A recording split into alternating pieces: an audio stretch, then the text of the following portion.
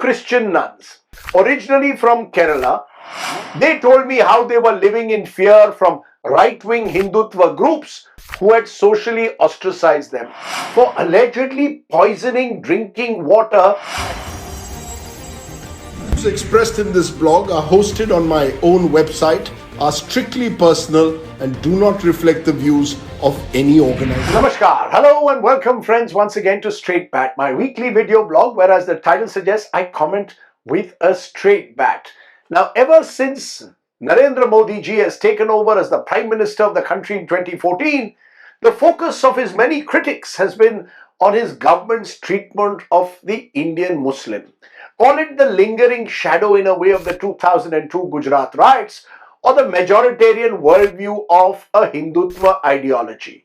Somehow the Modi government has never been able to shed the perception that it either demonizes or else at times invisibilizes Indian Muslims. The government's image hasn't been helped by the hotheads of the Sangh Parivar, who every now and then commit the most unspeakable crimes against Muslims either through their actions or their words. Only last week, a Sri Ram Sene leader was arrested in Belgavi in Karnataka for allegedly poisoning drinking water at a government school so as to malign a Muslim headmaster and get him transferred. Can anything be more awful? While hate speak against Indian Muslim, my friends, has got worryingly normalized, what is less spoken about is the BJP's complex equation with a minority within minorities, the country's Christian community. And that's what I'm going to focus on in Straight Bat. The BJP's equations with the Christians is once again making the headlines for the wrong reason. On July 26th, two Christian nuns, originally from Kerala, were detained, later arrested at Durg police station in BJP-ruled Chhattisgarh, accused of human trafficking and forced conversion. Prima facie, the charges against them were trumped up by the local Bajrang Dal in a tribal-dominated area. The girls who were allegedly being trafficked have gone on record saying they had gone voluntarily with the nuns because they wished to be trained as professional nurses.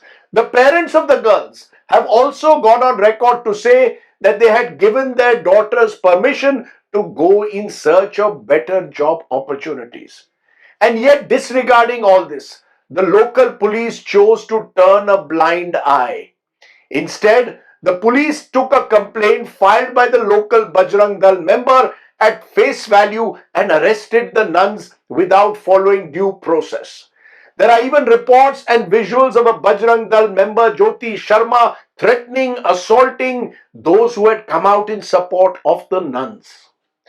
This very same Bajrang Dal member is also accused of destroying a church in 2021.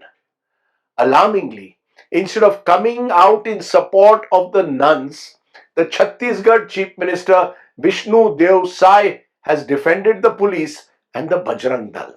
Truth be told, none of this should come as a surprise. I was in Chhattisgarh during the 2023 state assembly elections there, when I met a group of tribals in a small village in the Narayanpur area.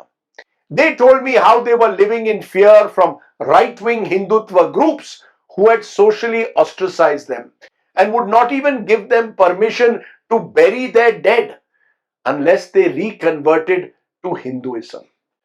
The Ghar Wapsi, or return to home, of Christian tribals has been a well-organized program for years now of the Sangh Parivar and its Vanvasi Kalyan Kendras to counter what they claim is the forced or induced conversion of tribals to Christianity by missionary groups.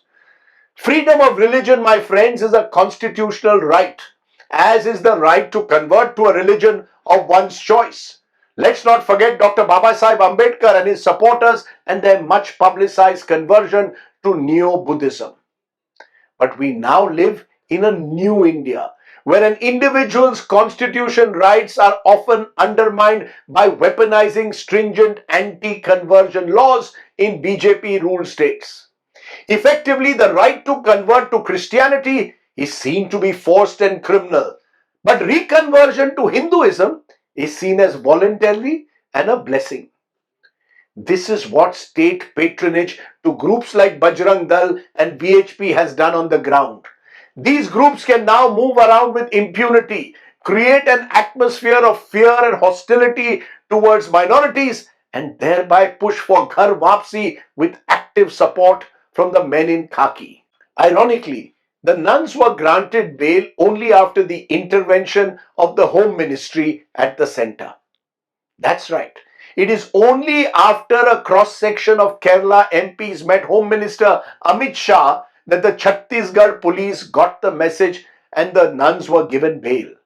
Not because Amit Shah has suddenly developed any special love for the nuns or for the Christian community, but because the arrest of the nuns has become a major flashpoint across communities in Kerala where there were many protests. Kerala, a state with a large Christian population, and importantly, a state which goes to the polls next year. The BJP is keen to woo the Christian community in Kerala and create a broader Hindu-Christian compact in a state where it is desperate to get a foothold. Not surprisingly then, among those who were there at the airport to greet the nuns on their return to Kerala was the newly minted BJP Kerala chief, Rajiv Chandrasekhar. Let's also not forget that the BJP is in power in states like Goa, has coalition partners in states like Meghalaya and Nagaland, all with large Christian populations. In a sense, the BJP therefore may find it politically expedient to demonize Muslims, downsize India's only Muslim majority state to a union territory overnight, but it cannot openly target Christians, since that will attract instant criticism not just in India but also globally. Interestingly, last December, Prime Minister Modi, who has never attended an Eid event with Muslim clergy, none that I can recall, attended Christmas celebrations hosted by the Catholic Bishops' Conference of India, where he emphasized the teachings of Jesus Christ, advocating for love, harmony, and brotherhood. The year before that, on Christmas, the Prime Minister had hosted prominent Christian community leaders at his residence for tea and spoke once again glowingly about the values of Jesus Christ. Christian representatives who attended that meeting and who I spoke to said the Prime Minister was a most affable and charming host. And yet, I ask my friends, what is the point of this charm offensive if the message of peace and tolerance doesn't percolate down to those on the ground? What happens when nuns and missionaries are accused by the Bajrang Dal of forced conversion, persecuted, labeled anti-Hindu criminals, and arrested and worse? Recall the horrific killing of missionary Graham Staines and his two young children in 1999 in Odisha by a Bajrang Dal leader, Dara Singh. It was a permanent blot, my friends, on this country's tradition of interfaith harmony. Recall more recently how an ailing octogenarian priest in his 80s, Father Stan Swami, was picked up by the police, branded a Naxal sympathizer, arrested as a terrorist under UAPA, even denied a straw sipper in jail until court intervention. And yet, my friends, what is the point of the charm offensive if the message of peace and tolerance doesn't percolate to those on the ground? What happens when nuns and missionaries are accused by the Bajrang Dal of forced conversion, then persecuted, labeled anti-Hindu, anti-Indian, criminalized, and worse? Recall the horrific killing of missionary Graham Staines and his two young children in 1999 in Odisha by a Bajrang Dal leader, Dara Singh.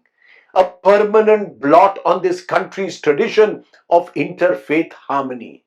Recall more recently how an ailing octogenarian priest in his 80s, Father Stan Swami, was picked up by our central intelligence agencies, branded a Naxal sympathizer, arrested as a terrorist under UAPA, even denied a straw sipper in jail until court intervention, and he eventually died in hospital. In only June this year, a BJP MLA from Sangli in Maharashtra, Gopi Chand Padalkar, offered a bounty ranging from 3 lakh rupees to 11 lakhs for acts of violence against Christian priests and missionaries who he said were engaging in forceful conversions. New data released by the United Christians Forum states that in 2024 alone, around 834 instances of violence against Christians were witnessed, up by more than 100 from over 700 incidents in 2023. These acts included the destruction of many churches in Manipur during the ongoing ethnic violence, but also targeting of pastors in several BJP-ruled states under the guise of Ghar Wapsi. According to Open Doors, a watchdog organization, India ranked 11th on the 2024 list of countries of particular concern in terms of Christian persecution. Let me give you a few more reality checks today, my friends. Despite the constant propaganda of mass conversions, Christians make up only 2.3% of the population. Let me repeat. Christians make up only 2.3% of the population. Interestingly, in 1971, the census records that Christians made up 2.6%. Officially, then, the population has declined. And yet, there is this constant insidious campaign that conversions are happening on a mass scale through force, fraud, and allurement. Let me give you one more final reality check. The accusation is made that priests are converting the poor by offering them the benefits of education. I went to an elite Jesuit school in Mumbai. No priest ever even remotely suggested that we or any of my friends should convert to Christianity. I have since visited several Christian schools for poorer kids to speak to the young kids. In each of these schools, I have not found conversion to be the primary purpose of learning, but simply a desire to work amongst the poorest and give them an equal opportunity to get a fine education. Every year, I have many of my colleagues who come to me seeking admission in a local Jesuit-run school because I know the principal. Sir, the fees are much lower there and more affordable, they tell me. They are not alone. Truth is, some of India's finest in every field, from sports to cinema to politics to culture, have benefited from a fine education in a Christian missionary-run school. So for God's sake today I say, stop demonizing and arresting Christian missionaries and nuns without proof. Instead of hate campaigns, embrace and learn from them the human values of compassion and righteous behavior. Which is also why maybe this Christmas, the Prime Minister shouldn't just host a tea and then extol the virtues of Jesus Christ. Instead, he should quite simply and sternly call out groups like the Bajrang Dal in unequivocal terms. If he does that, that would truly endear Mr. Modi and the BJP to India's Christian community. Truth be told, enough of the photo ops. We need more substance, less optics. Think about it. That was the Straight Bat. Do of course subscribe to my YouTube channel for many more such videos. For now, stay well, stay safe. Jai Hind. Namaskar.